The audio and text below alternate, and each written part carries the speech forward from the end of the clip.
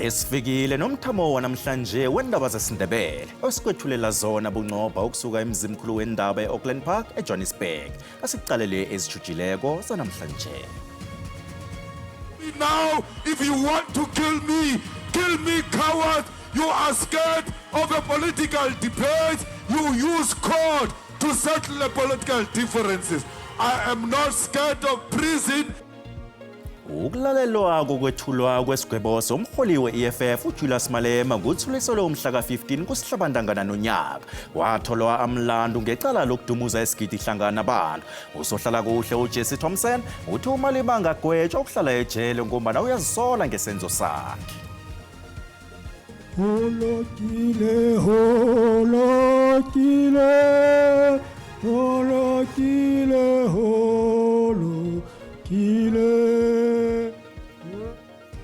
Inyembezi bezahlayela emndenini nemphakathini okhambele ikonzo yesikhumbuzo sabantwana abali-14 abaphelele engozini yekoloyi ebeyibaphekelele esikolweni ngomvulo. The scholar transport demand money, whether it's holiday, December, the schools are closed, we pay them. So I feel like it's their responsibility to take my child to school at any time.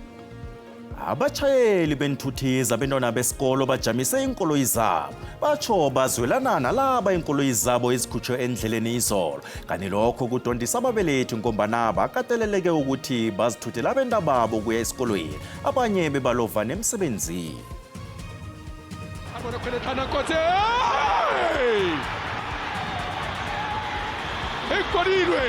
Solomons! Oh, he's the most unlucky of scorers!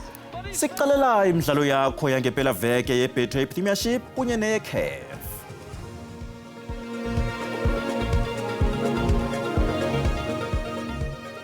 Siyathokoza ukunitholani silindile sinethulele indaba zesiNdebele lapha ku-SABC1.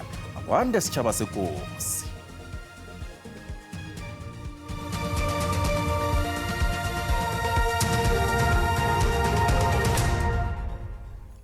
Kubanjwe ikonzo yesikhumbuzo sabafundi abali-14 ababhubhele engozini yendlela eyenzeke ivekele eVanderbay Park hlakana kwesithuthi sabafundi netruck. Ikonzo ibanjelwe eSebokeng eGauteng.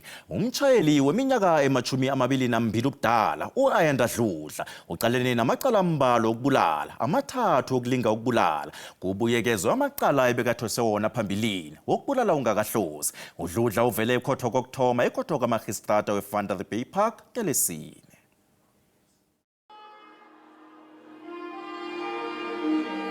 Bekulisizi lodwa namhlanje nabekubanjwe ikonzo yesikhumbuzo sabafundi abali-14 ababhubhe ngesihluku engozini yendlela ehlahlathisa umzimba. Imndeni yabongazimbi ibhalelwa ukwamukelwa ukulahlekela abantwana babo. Besizwe lirhabako nabo bebasebenza ngamandla ukusekela imndeni. Re shebile ditaba. Seruwa uthi una le accident ka Vanderbay. Ene stolo saka se tsamaya mo.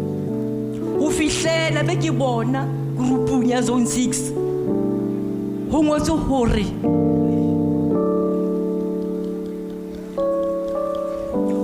hore ke khumbi ya Papa Jimmy.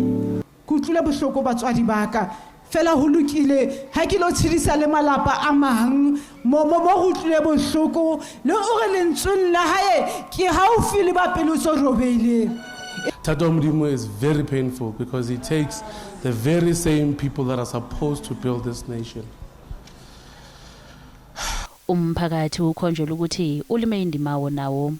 The catastrophe e re hlayetseng ka hara sedibeng and the magnitude of this catastrophe e bontshitse hore a se tahlehelo ya malapana a lahletsweng fela hobaneng ho tswa mo bekena e tswang teng ha e sa le re qala ho utlwa ka piyeng ha e sa le malapana a tsheheditswe re ka hona ho re le National Association of School Governing Bodies re rata ho leboha motho e mong le e mong a bontshitseng tshehetso malapana kaofela. Holokile.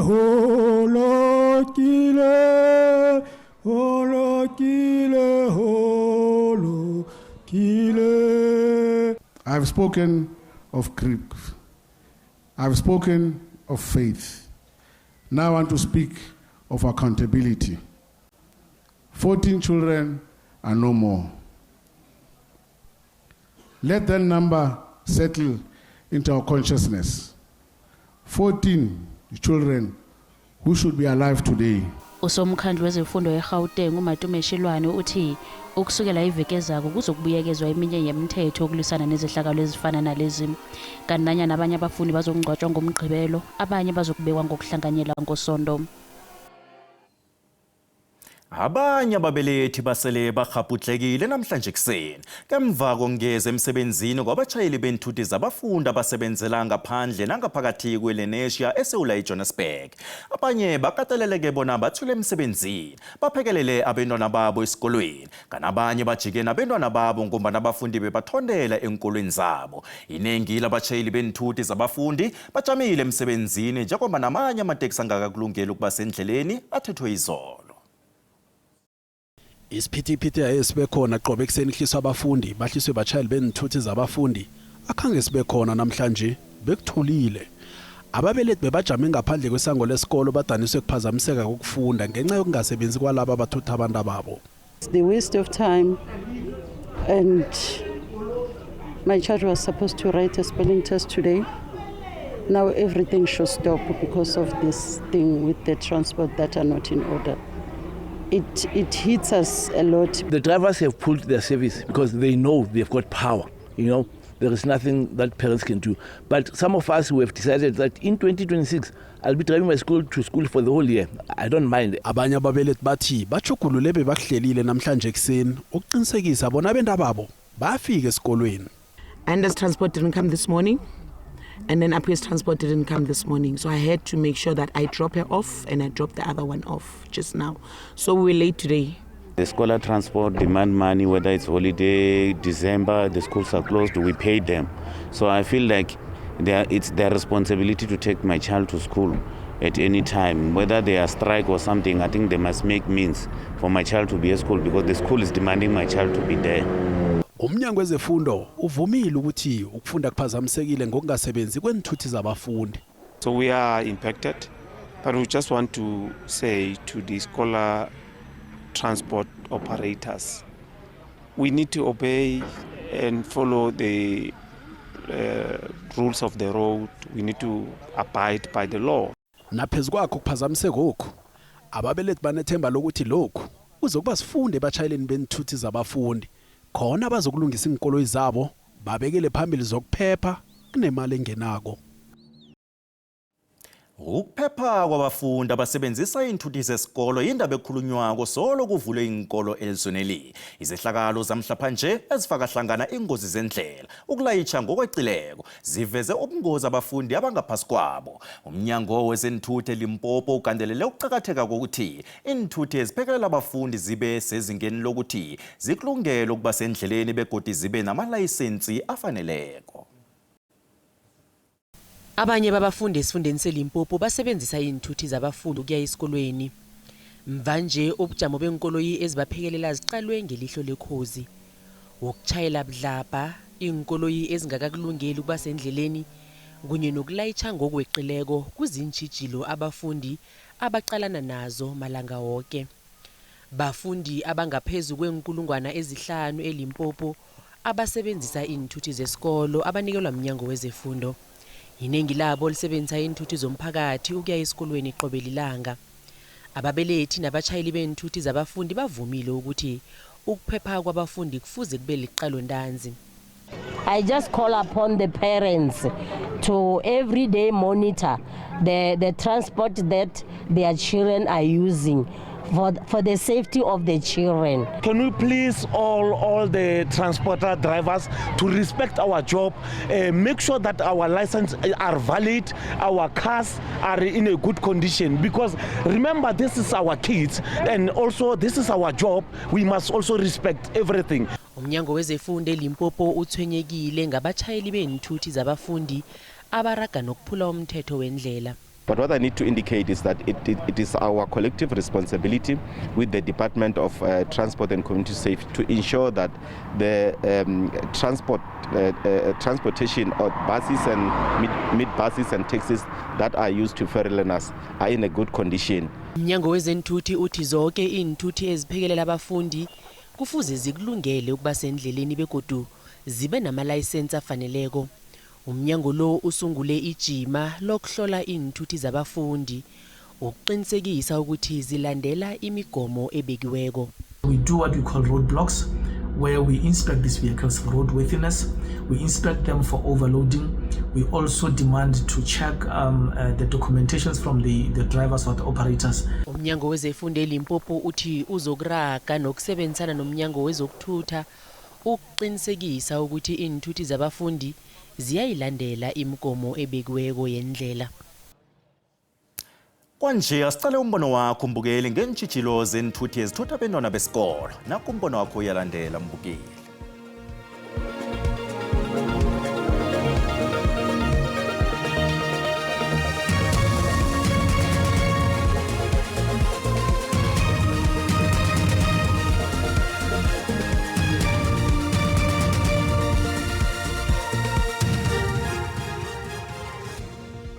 Uhulumeni msakaza akayithathele izimoto esezindala ayigxobe njengoba egxoba amateksi lana semadala. Kubuhlungu kakhulu ngoba mina ngibona le cost le yenziwa ukuthi and uhulumeni wethu mhlambe nayo uyabenefita kuwo lawo ma-transport and then masukuvela inkinga khana yenza ngathi manje uyasicabangela.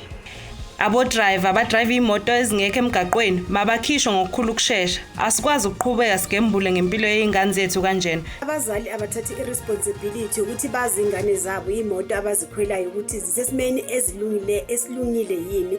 Isimo besazeka sonke lesi kodwa ngazothi bekulinde ukuthi kuze kulimale kuvela inhlekelele efana nale emasomnyango uyasukuma kubangazi ukukhona okwenzayo. Uhulumeni makame ngenyama. Masihlolwe zonke izithuthu bazifanele ukulayisha abantu.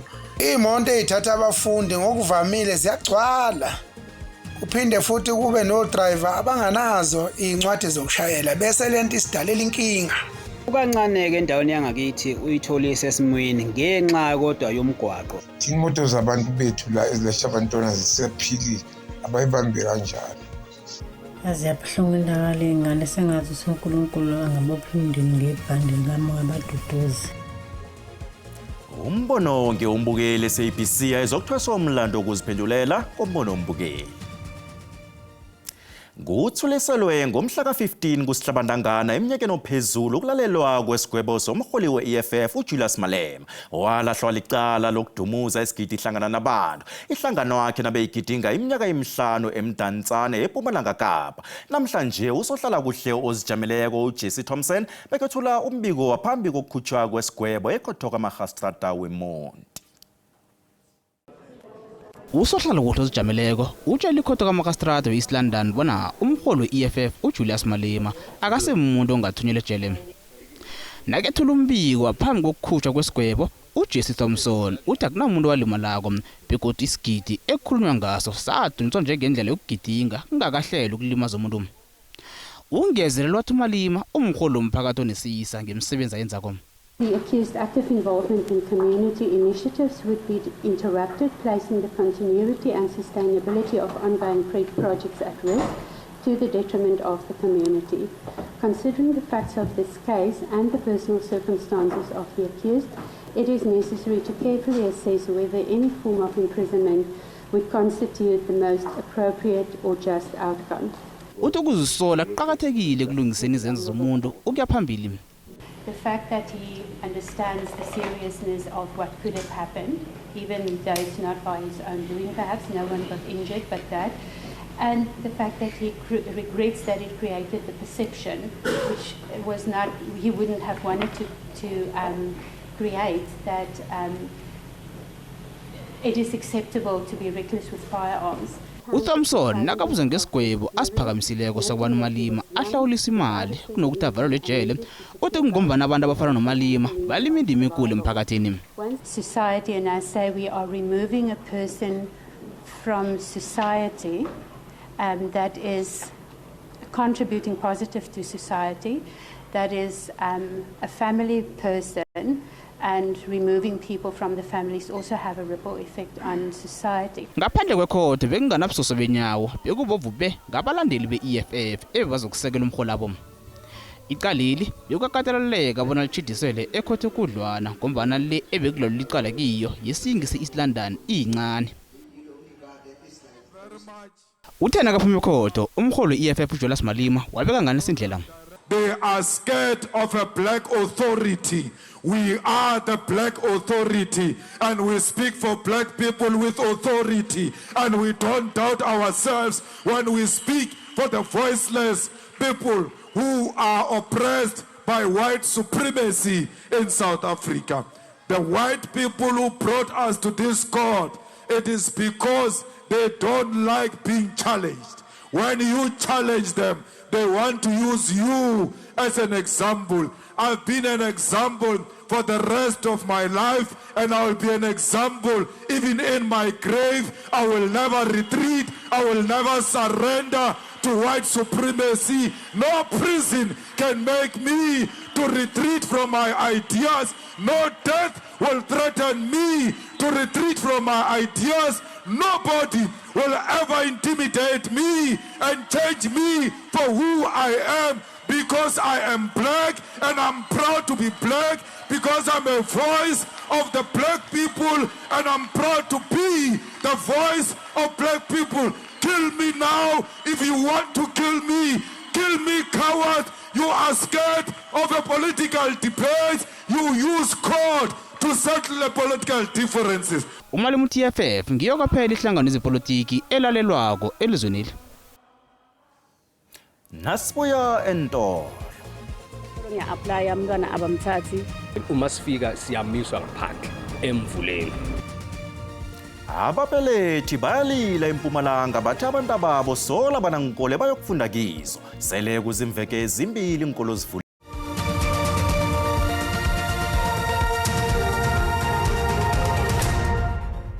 Sisaraga nendaba lapha mbukeli kanina zikuphundileko uyazithola ku YouTube, SABC Plus, TikTok, X na ku Facebook. Khwela sikhala. Ababelethi bathonyekile ngentshitshilo zokunikelwa kwabafundi indawo zokufunda eMbombela eMpumalanga. Abanye abafundi solo basahlezi emakhaya nanyana inkolo sele zinemveke embili zonke zivuliwe. Ababelethi abasilingekile kwaba babuthene ngaphandle kwesikolo iHoërskool Berglam.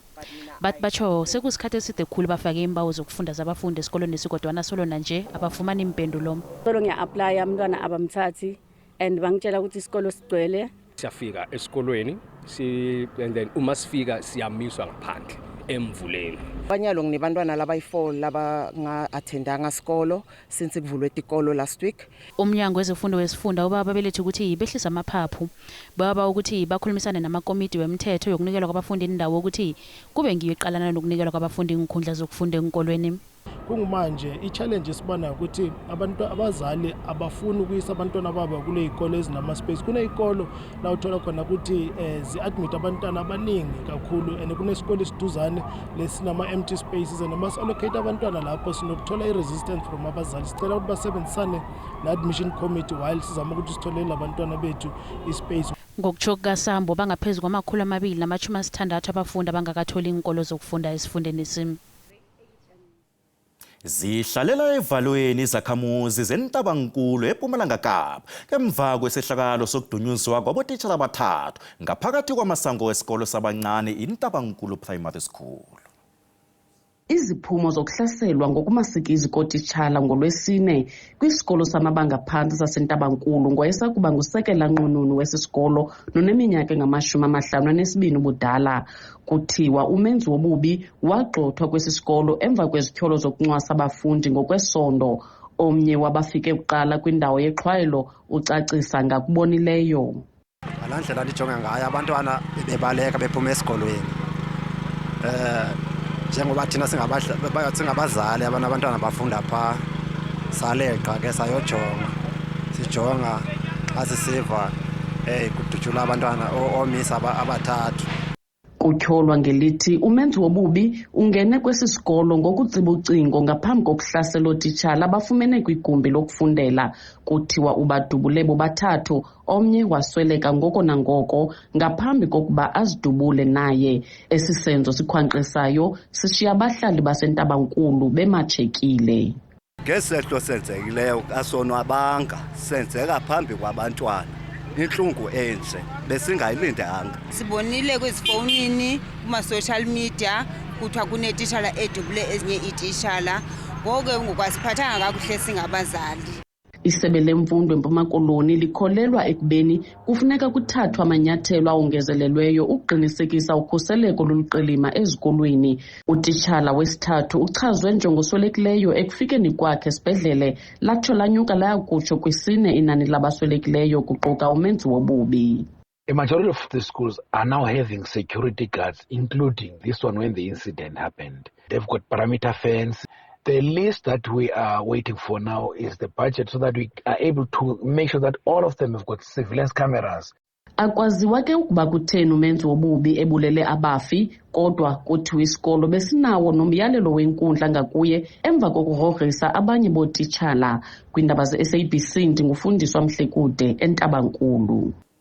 Ngese-CAF Champions League namhlanje iMamelodi Sundowns yokubambana ne-Al Hilal of Transversfeld ePitori nge-hour lomnane ebusuku. Kanti ngosonto kwi-CAF Confederations Cup i-Kaizer Chiefs ne-Stellenbosch FC zinemidlalo ekukhambeni. Isabizelwa siyethusa bukela ithamela ubujamo bakho bezulu.